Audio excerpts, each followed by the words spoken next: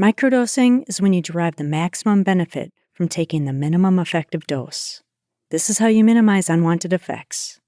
People microdose daily to feel and perform better.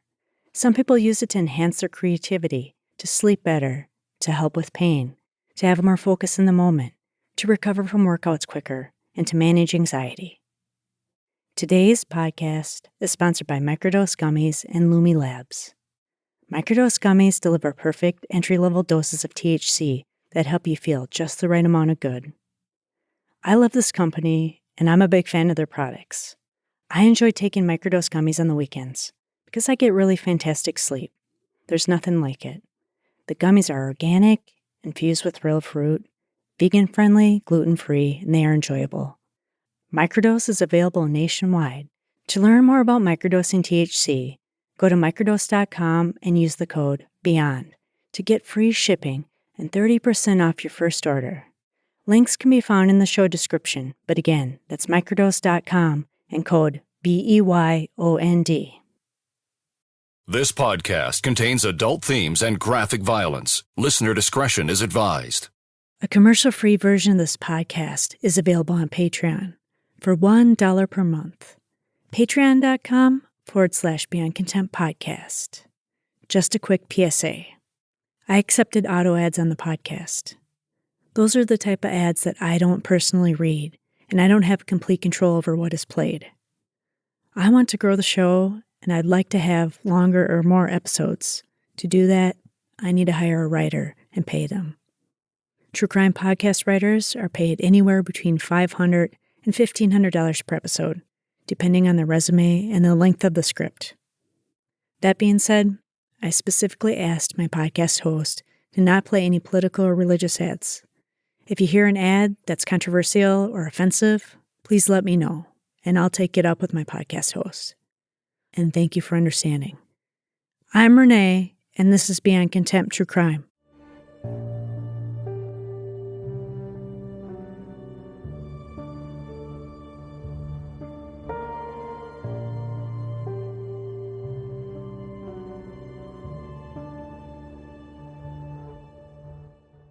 You're listening to episode 64, Amber Creek. Amber was born on July 2nd, 1982, in Park Ridge, Illinois, to parents Elizabeth Mowers and Robert Creek. Her parents never got married and split up after only 2 years together. Amber initially lived with her mother in Lake Zurich, Illinois. Elizabeth had a drug problem and cultivated a cocaine addiction. The man she dated was reportedly a pedophile, and per an Illinois Department of Child and Family Services report, had sexually abused Amber, which came to light when she turned 6. Amber was removed from her mother's home and was placed in her father's care in Palatine, Illinois. She had little contact with her mother after that point. When Amber moved in with her dad, she would often cry herself to sleep at night. Whether it was the sexual abuse that troubled her, or it was everything, including the routine change and living with a different parent, it led Amber down a path of adopting self-destructive behaviors. Some people close with Amber described her as a typical girl. But by the time she was a teenager, her problems were beyond what an ordinary teen encountered. In 1996, 14-year-old Amber was in 8th grade and had bouts of severe depression, which led her to using drugs and alcohol. She started running away from home. Robert was having difficulty guiding his daughter in a healthy direction. He brought Amber to a psychiatrist who believed she needed intensive residential therapy. Residential therapy is an inpatient experience for individuals who have mental illness or substance abuse issues, and is often a last resort, used when other methods have failed. Inpatient therapy was expensive, and Robert could not afford it. When he priced the service out, he found that some residential treatment centers cost anywhere from $40,000 to $50,000. Robert secured Amber outpatient therapy in a hospital setting, but his insurance only covered so much. They would send her home, and all her problems started up again. Amber rebelled against the help and wasn't interested in participating. The psychiatrist felt strongly that Amber needed to be kept in a facility because if they did not lock her up, someone was going to kill her because she continued to put herself in dangerous situations. In December 1996, Robert made a tough decision because he felt it was the only way he could save his daughter's life. He went to DCFS and tried to talk them into taking Amber. The agency declined to accept her because that was not the way DCFS worked. Robert decided to work around the system.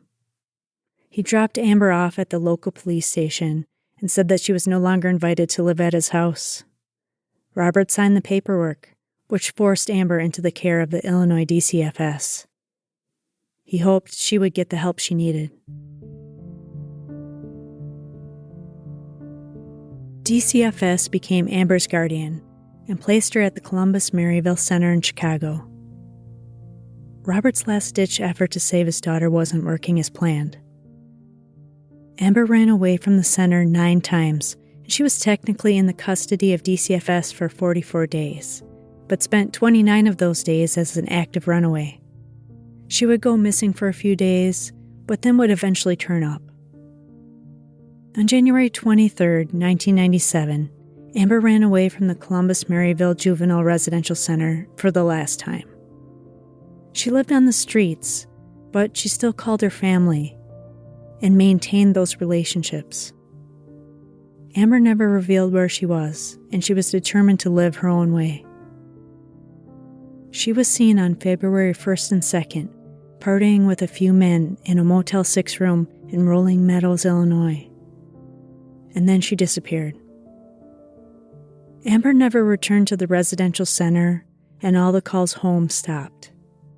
Robert Creek was devastated, and he spent that year driving around Chicago and its suburbs, hoping that he would find his daughter. He never did. On February 9th, 1997, 2 hunters found a deceased female body about an hour north in Karcher Springs State Natural Area in Burlington, Wisconsin. Investigators believe the girl had been murdered elsewhere and was dumped in the nature reserve in Wisconsin.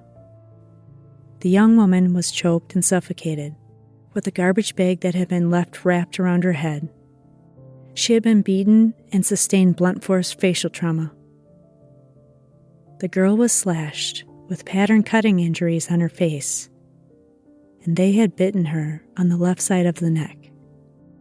Her body was frozen as it was winter in Wisconsin, and she was not fully clothed, as the perpetrator or perpetrators likely removed them during the assault.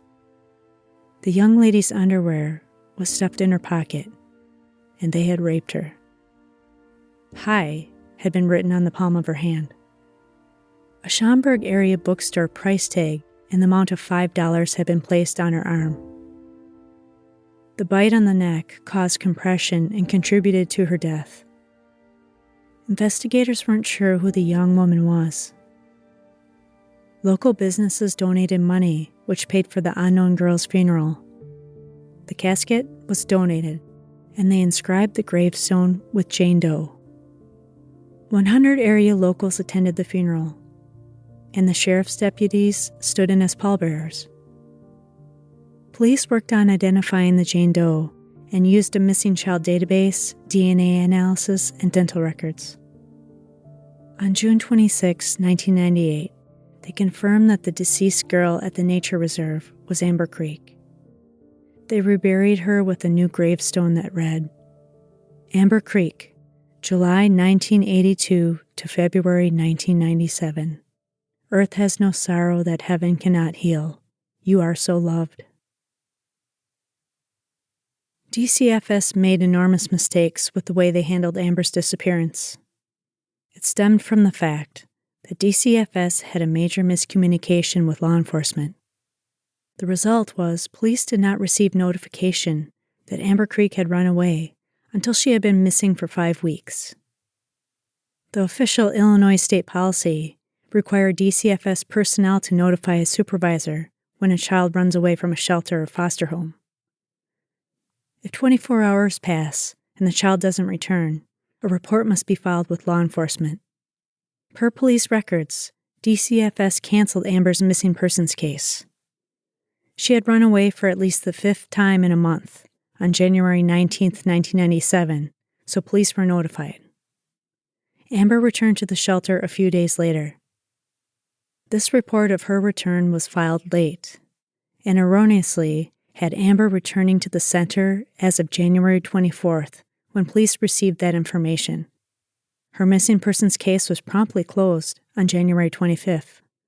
What police didn't realize was that she had run away again on January 23rd, and the late reporting by DCFS was how the miscommunication occurred. DCFS finally filed Amber Creek's missing persons report on February 28th. They launched an investigation into DCFS practices, and one of the staff members said Amber ran away so frequently that filing her missing persons report wasn't a priority. Another staff member who filed these reports stated that they overlooked the matter. DCFS was slow in providing Amber's photo to the National Center for Missing and Exploited Children, and they gave the organization a picture that was not Amber Creek. Robert repeatedly called DCFS to complain that they posted the incorrect photo of his daughter. Because DCFS mishandled Amber's case, they changed their policies. Instead of waiting 24 hours to report a runaway case, DCFS was required to contact the police immediately. The delays in identifying Jane Doe as Amber Creek really put law enforcement at a disadvantage for catching her killer. They spent countless hours sifting through databases, trying to match DNA, fingerprints, and even dental records in other missing persons cases, hoping that they might find a match. Investigators pulled fingerprints from the bag that was found around Amber's head. They sent the fingerprints out to the FBI and agencies in 49 states, but that turned up negative. People who knew Amber Creek helped investigators with some additional details. Police created a composite sketch of the man that Amber was last seen with. And he was a white man with a medium to heavy build. He was an average height, brown hair, brown eyes, no facial hair, and he was nicely dressed with a shirt and tie. He had a 4-door luxury gray car with leather seats, and on the dashboard rested a sign that said Mares. In the summer of 1998, law enforcement latched onto a tip they received about 2 men that had attended the 2-day party with Amber in February 1997. The 2 men had filled up their punch cards when it came to interacting with both Palatine and Rolling Meadows police. Law enforcement hoped that the case would start moving. But a few months went by, and DNA testing for the 2 men came back negative. In December 1998, Amber's case made it onto America's Most Wanted. Despite all the details provided surrounding her last sighting, Amber Creek's case turned cold.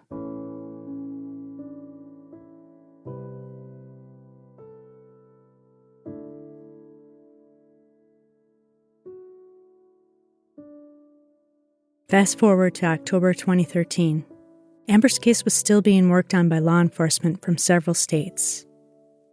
Stacy Hirschman worked in the Latent Evidence Unit as a criminalist for the Oklahoma State Bureau of Investigation. In 1997, Racine County, Wisconsin law enforcement sent her fingerprints from Amber's crime scene. The Oklahoma unit worked on finding a match, but turned up with nothing.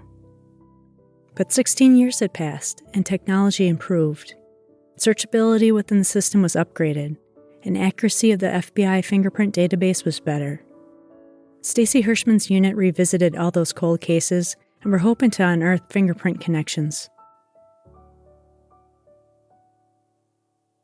In February 2014, Stacy called up a colleague in Wisconsin and wanted confirmation that Amber Creek's case was still unsolved.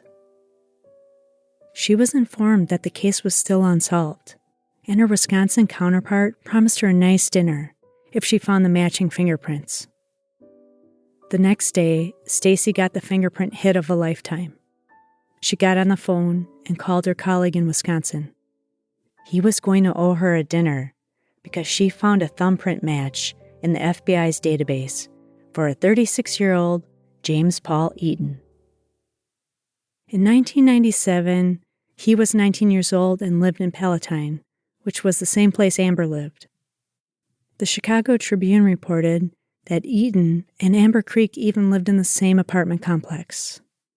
There was an overlapping of their friend groups, but it was unclear what had brought them together. Eaton's fingerprints were not in any databases when police were investigating the murder in the late 90s. In 2000, they arrested James Eaton in Oklahoma for possessing drug paraphernalia. After that, he had minimal contact with police. Eaton received a speeding ticket one time, and another time he was the victim of a car theft. Palatine, Illinois law enforcement had their work cut out for them, and they trailed their suspect, James Eaton. Police spent several days just following Eaton through his daily routines. And on March 22, 2014, they followed him to a metro train station in a suburb of Chicago.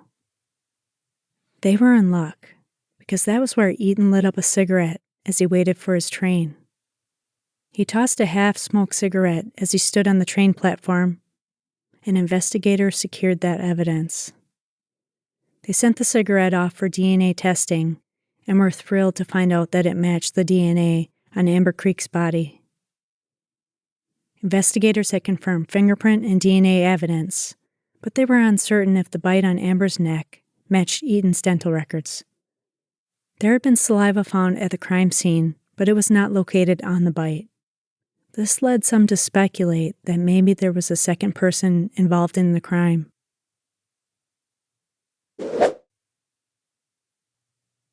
We all want to be efficient and do more with our time. I struggle with this in the mornings, and I don't enjoy getting up, and I'm usually foggy when I start work. There's a drink that helps with grogginess called Magic Mind. Magic Mind is a green shot that helps you get moving and focused. Some people take Magic Mind so they drink less coffee. Not me. I like it alongside my coffee. I work hard at my day job, and I create content for this podcast in the evenings. It takes a lot of energy to get it all done. I found that Magic Mind is easy to use, it tastes great, and it helps me concentrate. There's a lot of top-notch ingredients in this drink, including lion's mane and cordyceps mushrooms, which help with clarity and focus.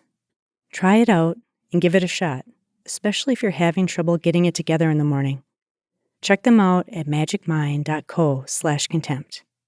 You can also use my discount code CONTEMPT20 to get 40% off your first subscription or 20% off your first one-time purchase. My 40% off code only lasts for 10 days, so jump on it. That's magicmind.co/contempt. Discount code CONTEMPT20.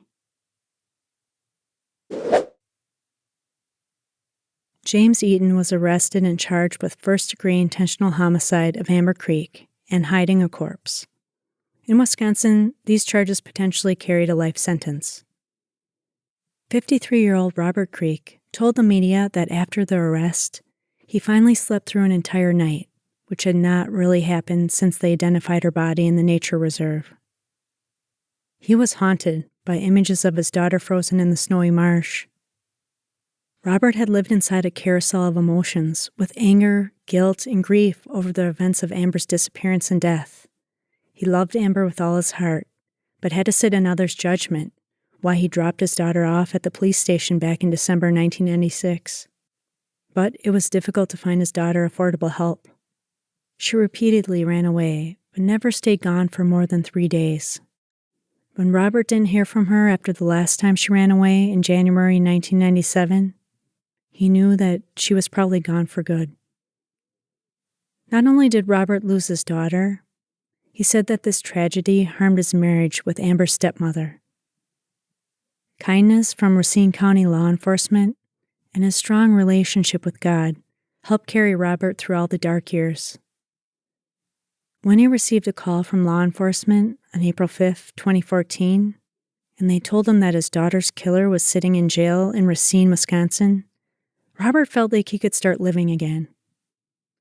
The arrest would probably not amount to complete closure, but at least he would see some justice in his lifetime. On April 8, 2014, law enforcement announced the arrest of Paul Eaton to the public. Police unsuccessfully tried to get Eaton to confess to the murder. They placed images of the 14-year-old girl in front of him, followed by pictures of her body at the crime scene. He did not react to any of the photos. Law enforcement filed for all the typical search warrants for Eaton's iPhone, Facebook account, home and office laptops, as well as his workstation at the private bank and trust company Chicago branch, where he worked.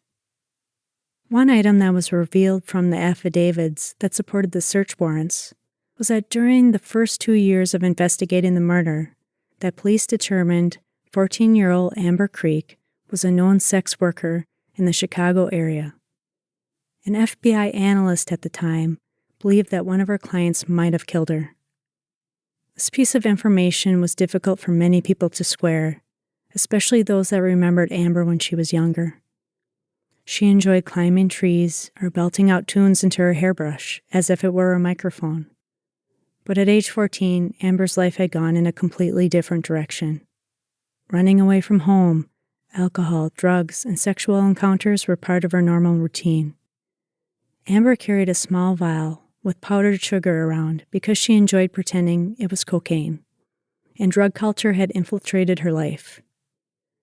She would sneak off into the woods with boys who were much older than her. Did the first 6 years of living with her mother influence these behaviors, or was there more going on? No one really knew the answer. No one really understood how to help her. Despite the theory put forth by the FBI that Amber was murdered by a John, law enforcement was tight-lipped about the details.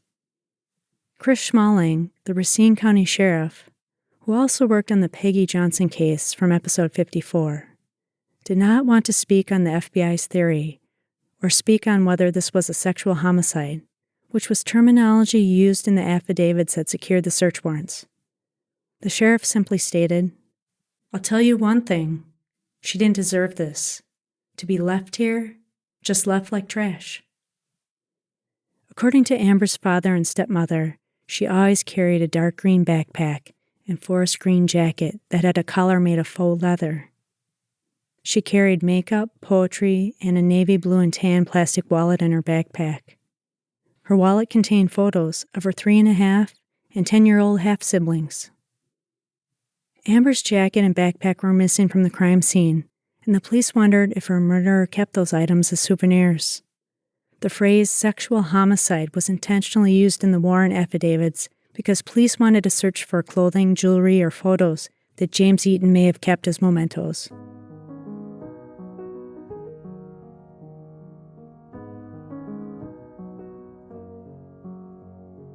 On April 30th, 2014, James Eaton appeared at his arraignment. And like most defendants, he lacked emotion as his lawyer entered the not guilty pleas to all the charges. The district attorney asked for a $1 million bail, but the judge settled on $500,000. Even though the proceeding only lasted 2 minutes, Amber's family was there, and her uncle Anthony Mowers was having difficulty restraining his emotions. He was seated a few rows from the defendant and stared so intently at the back of Eaton's head that it was clear the court process would bring up a lot of old emotions for the family. Emotions that had been set aside and were unresolved for the last 17 years. After the arraignment, Anthony yelled at a man who he felt had stared him down in the court, and then Anthony dramatically burst out of the courtroom. He thought this person was a part of James Eaton's family. Anthony's emotions were running high, and he made a mistake, as the man was actually a Racine County Sheriff's investigator who wanted to speak with him about the case. The men hugged it out, which served as the apology. Anthony spoke with the media and explained he was still unclear about the details around how his niece and Eaton met and why he killed her. No one in Amber's family knew who he was. Anthony thought Eaton must have known Karcher Springs State Natural Area well, which was a long way from Palatine, Illinois. He also felt that other people were involved in her murder, especially since Amber was moved from Illinois to Wisconsin. Perhaps she believed she was being taken to her grandmother's home in Silver Lake, Wisconsin. Anthony felt that there was no way Amber would have been peaceful in the car for that long. She would have resisted and fought for her life. He believed that his niece might have been killed in Illinois, then moved to Wisconsin. Amber's aunt, Nora Mowers, was very pleased and said even after 17 years, they had not given up hope that someone would be charged. There were several hearings leading up to the trial, and one of the major discussions involved the investigators that violated James Eaton's right to counsel. After his arrest, Rolling Meadows PD questioned Eaton on April 5th and 6th, 2014. Afterward, he was transferred to a Racine County jail where the crime originally took place. His attorney said that on April 5th, investigators continued asking Eaton questions even though he asked for a lawyer. The interviews were recorded and Eaton was on tape. "I really think you guys need to get me a lawyer because this is getting crazy." Eaton again repeated his statement. "I think you guys need to get me a lawyer because this is crazy." But investigators continued on, and Eaton then asked for a third time that he needed to talk with a lawyer. The questioning of Eaton should have stopped, but it continued. One of the investigators in the room claimed that he offered a phone book so Eaton could call a lawyer, but claimed that Eaton didn't accept the phone book from him. Both investigators admitted that they did not offer Eaton a chance to call his family so they could hire a lawyer for him, nor did they contact the public defender's office to arrange a meeting with a defense attorney. Eaton's attorney argued that his Fifth and Sixth Amendment rights were violated. The judge ruled that since Eaton asked the detective for a lawyer 3 times during his questioning, that everything Eaton mentioned prior to the first instance of him asking for counsel on April 5th, 2014, would not be admissible at trial. Anything Eaton told investigators on April 6th could be used at trial. After the hearing, neither the prosecution nor the defense disclosed what Eaton told investigators, and there wasn't a confession. The trial was supposed to take place in November 2015, but there were several issues to sort out. Eaton's defense team claimed that they did not receive all the evidence from the prosecution. The prosecution thought that the Racine County Sheriff's investigators should have provided the defense with all the recordings from the investigation and CDs with images. The case file was over 4,000 pages. An investigator told one of the defense attorneys that they wouldn't need some of the CDs, and this is what generated the dispute in court.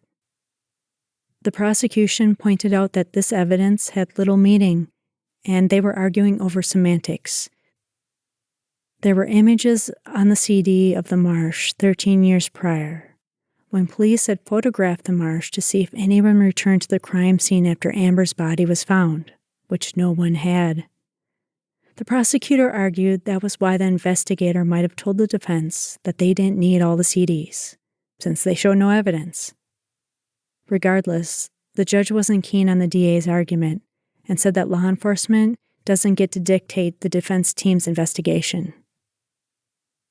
The defense also asked for more time, since they were trying to locate an expert to examine DNA from the crime scene and the bite on Amber's neck. At another pretrial hearing in June 2016, Eaton's defense team argued he would never get a fair trial in Racine County. This case was well known to everyone in the area. The prosecution argued that the media coverage of this murder was standard, as it was with most homicide cases, and the coverage in the media had mostly been informational, as opposed to being inflammatory. Per the defense attorney, this case had been in the news since 1997, and the jury would have a substantial amount of information about the murder.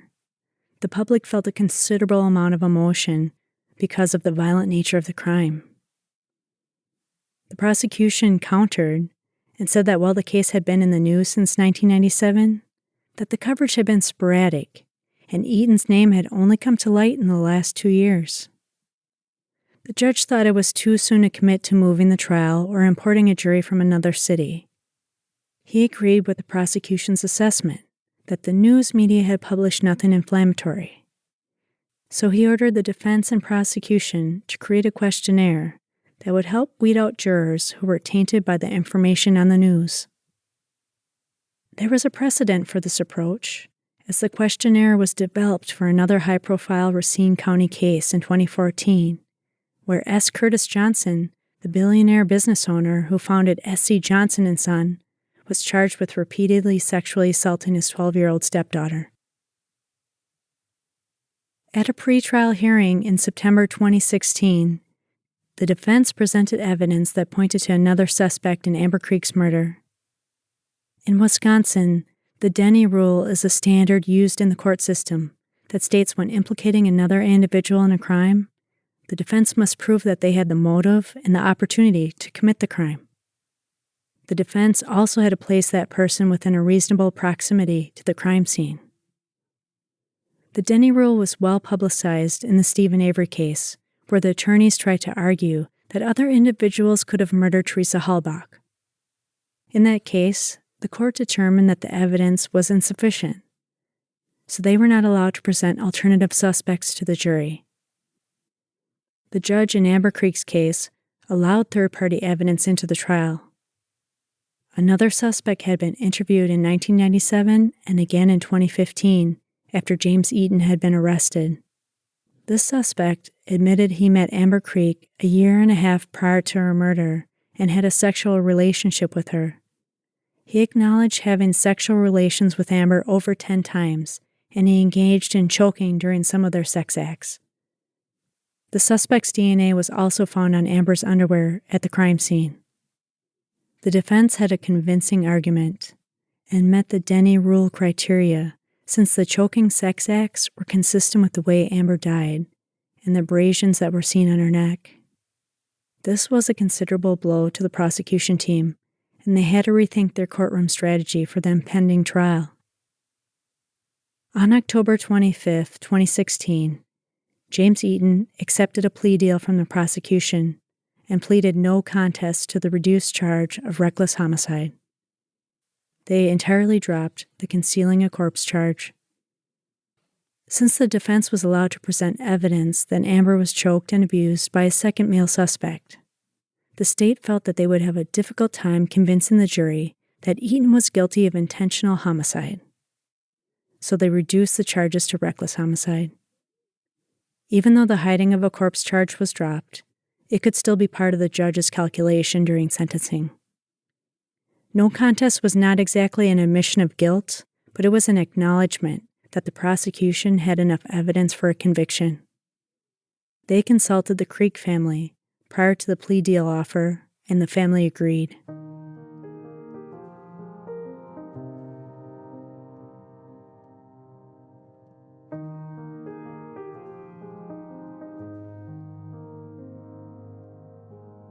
During the sentencing hearing, Amber's family spoke about her struggles that stemmed from her inability to cope with sexual abuse she experienced as a child, and they had hoped she would overcome the issues with the help that was offered. Amber's stepmother, Diana Creek, said, "The Amber that I knew and loved was a young lady that loved big, that loved hard, and wanted so very much to be loved back. Amber was a cheerleader, and she played the violin." To Diana, these were the parts of Amber she wanted people to know about. Eaton's sister, Melissa Johnston, said her brother was sorry for the pain he caused the Creek family, and he was a changed individual. She said, "I don't know how or if my brother was involved in Amber's untimely death, but I do know that Jim is no longer that lost, angry teen he was at that time." The judge wasn't as focused on the claims that Jim Eaton was a reformed man and was far more concerned with the debt Eaton owed for the life he took. He looked at Eaton and stated, "You were capable of turning your life around. The troubled girl, Amber Creek, never got that chance. Her body was disposed of as if it were a soda can on a highway." They sentenced James Eaton to 40 years in prison with eligibility for parole after 10 years, which was the maximum he could have received. Robert Creek said that their family would speak out against Eaton at all of his parole hearings, He couldn't fathom that a parole board would ever let him out. The most important thing Robert wanted the public to know was that while his daughter was confused and troubled, she also had a beautiful voice and was a sweet and intelligent young lady. Thank you so much for joining me for this episode of Beyond Contempt. Please visit beyondcontemptpodcast.com for the links to the sources and music used in this episode. Research, writing, editing, audio production, and sound design were performed by me, Renee. If you like the show, please leave me a positive review in Apple Podcasts or Spotify. Thank you so much, everyone.